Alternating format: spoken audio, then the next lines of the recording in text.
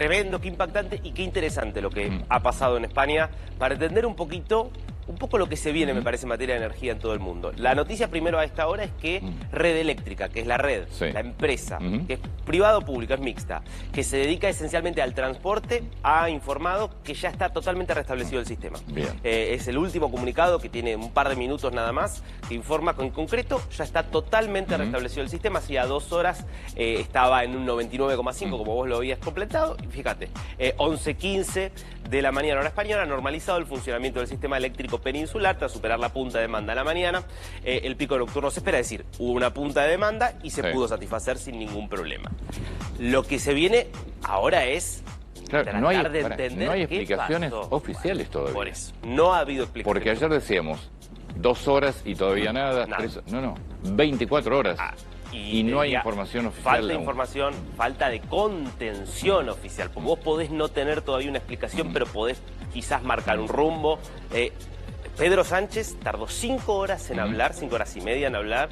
Cuando habló dejó muchas más dudas que respuestas concretas, y casi que dedicó más tiempo a decir no crean en bulos, no crean en mentiras, que es la obsesión que tiene Pedro Sánchez, la obsesión con la comunicación que caracteriza a muchos líderes populistas, y sin dar ninguna respuesta alternativa, lo cual si vos no das ninguna respuesta, obviamente dejás el terreno libre para todo tipo de especulaciones. Y ya aparecían los ciberataques, implicaciones muy curiosas de vibraciones atmosféricas que venían de Portugal, yo escuché que cambios de temperatura y la frecuencia climática podía afectar los sistemas de tendido eléctrico. Yo creo que hay una explicación que me parece que es bastante más técnica, que tiene que ver con cómo funciona hoy la generación de energía en España y cómo funciona la red de transporte. Después nos enterábamos también, vamos a hablar con Alejandro Cancho, que es periodista de Extremadura Televisión, nos enterábamos también que Repsol había el jueves de la semana pasada, una semana antes, una caída muy fuerte en el suministro en una de sus plantas, también inexplicable. Alejandro Antonio Lagedario Misragi de Buenos Aires, buen día para ustedes allí, casi buen mediodía. ¿Qué tal? Muy buenos días, Antonio, muy buenos días a todos nuestros compatriotas argentinos. Es un placer volver a amanecer con vosotros, en este caso pues comentando la noticia que ayer nos sobrecogió a todos. Se cumplen ahora mismo, son las 11:30 de la mañana en España, 11:22. Justo dentro de una hora se cumplirán 24 horas del gran apagón que se vivió ayer. A mí me pilló concretamente regresando de grabar un reportaje en pleno campo a través, y gracias a la radio, que es el único medio que no cayó, pudimos informarnos de que se haya producido un apagón de grandes dimensiones en España. Cuando llegamos a Cáceres capital, que es la ciudad en la que me encuentro, al fondo tenemos el ayuntamiento y la ciudad amurallada de Cáceres, en Extremadura, pues el caos fue tal que las carreteras estaban cortadas, mucho tráfico, los semáforos sin funcionar, en los hospitales llenos de gente a las afueras, porque claro, todo el mundo que tenía sus familiares quería ver qué es lo que estaba sucediendo. Afortunadamente los hospitales tenían esas reservas de energía gracias a los condensadores y a las máquinas especializadas en producción de energía y de mantenimiento. Se pudieron estar atendiendo a los enfermos. De hecho, muchos fueron los enfermos que estaban en unas operaciones que afortunadamente se pudieron concluir, pero luego no se pudieron realizar más intervenciones. Sin duda alguna, España vivió ayer algo hasta ayer sin precedentes. No hayamos tenido nunca un apagón cero con el país vecino Portugal y con el sur de Francia. El caos era generalizado y la gente pues quería una respuesta que a día de hoy todavía no tenemos.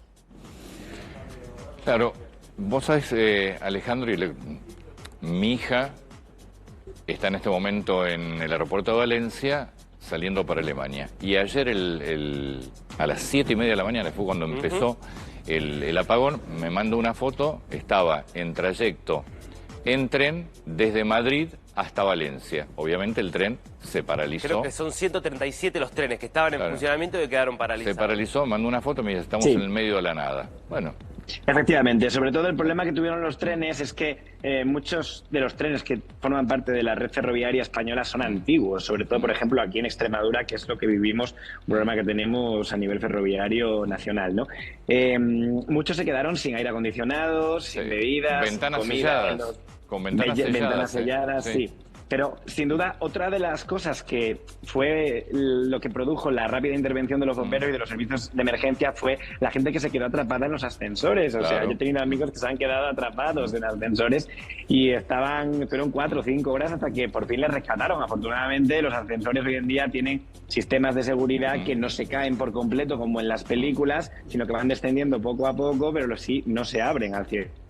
Entonces, no se quedan herméticamente sellados, por lo tanto, produce un flujo del aire y del oxígeno correcto para poder sobrevivir. Más de 5 horas. Para sacar a una persona del ascensor. Aquí en Cáceres, por ejemplo, estuvimos desde las 12:25 hasta las 10 de la noche. A las 10 de la noche yo, por ejemplo, me fui al campo porque allí teníamos placas solares y podíamos tener energía para la ducha, para el agua caliente, para la televisión, que las televisoras apagaron, estuvieron con los generadores como los hospitales aguantando con la energía, pero sin duda fue un momento caótico que pudimos vivir y que todavía pues estamos esperando a tener una respuesta. Claro. Que el propio presidente del gobierno intervino a las 7 de la tarde y dijo también que iba a hablar a las 9, luego hasta las 11, casi 10 y media pasadas, no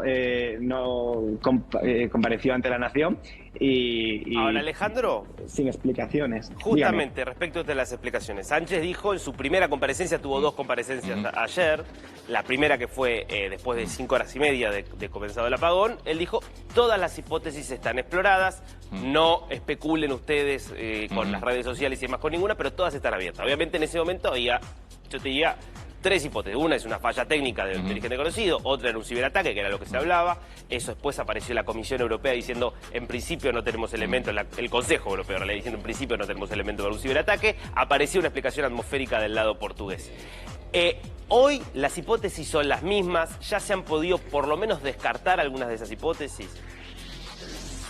A ver, todavía no está claro nada, pero evidentemente es muy raro que falle un sistema eléctrico como es el español en todas partes en las que se produjo este corte. Entonces, que llegara a cero en el pico principal de las 12:25 a una hora exacta y se quedara todo un país sin electricidad es algo muy raro. Un apagón, una vez que se produce, según he podido escuchar a los expertos, tienen sistemas de reactores para producir un aviso de emergencia, ¿no? Y también se podría haber evitado, pues no se sabe todavía, porque ahora se van a abrir un montón de hipótesis, como decís vosotros, y un montón de especulaciones.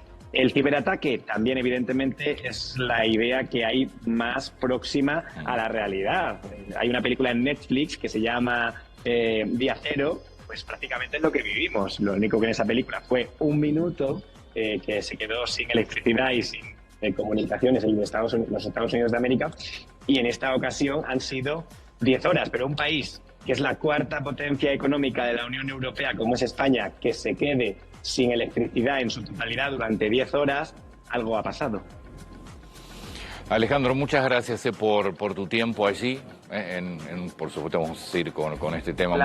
Muchísimas gracias. Un placer y esperamos que volvamos a vernos pronto. Saludé a vuestros compañeros hace 2 días, estaba en Roma cubriendo el funeral del Papa Francisco y ayer mis amigos se quedaron en el aeropuerto porque podían salir de Italia pero no podían llegar a Madrid, porque a la hora de llegar a Madrid estuvieron 5 horas esperando a los taxis. Era tremendo, pero bueno, que también se especulaba que iba a pasar con el conclave. Ya es la segunda noticia más importante que tenemos ahora en lo que al mundo se refiere, ¿no? La elección del nuevo líder de la Iglesia Católica, así que me hizo mucha ilusión ver a los compañeros del canal allí y les saludé y dije, un placer siempre colaborar con vosotros. Muchísimas gracias. Un abrazo a todos, Antonio y compañía. Alejandro Cancho, desde Extremadura Televisión, en una España que ya está recuperando su actividad normal, pero con enorme cantidad de dudas. No hay información oficial sobre todo lo que pasó. Habrá que ver si en las próximas horas hay algún tipo de ampliación. Yo creo que hay un tema ahí que es una de las cosas que yo por lo menos vengo leyendo de parte de los expertos, que tiene que ver con la particularidad de un país que es a nivel mundial pionero en energías renovables. A España le sobra generación de energía. Vos podés tener un apagón masivo o por un problema de generación, Cuba y Venezuela son los 2 ejemplos de eso, generan menos de lo que se demanda, o por un problema en el transporte. Y lo que un poco dicen muchos es, atención, porque lo que pasa con las renovables es que de repente tenés exceso, muy grande exceso de oferta, eso desequilibra el sistema y el transporte es como un disyuntor. Lo que pasa es que ante ese exceso apaga algunas fuentes. Todo indica que termina siendo un problema de software, Claro. Que no estaba ni previsto. Después en un rato vamos a seguir con esto, por supuesto. Pero es interesante, en la Argentina en el último corte, yo creo que algo de eso aprendimos, y que fue lo que termina pasando de un sistema cuando se desestabiliza, un sistema, obviamente salen de generación todas las centrales, porque si no, termina sobrecargándolo. Lo que pasa es que nunca había pasado en España. Y evidentemente todavía no terminan de saberse desde el lado oficial qué fue lo que sucedió exactamente.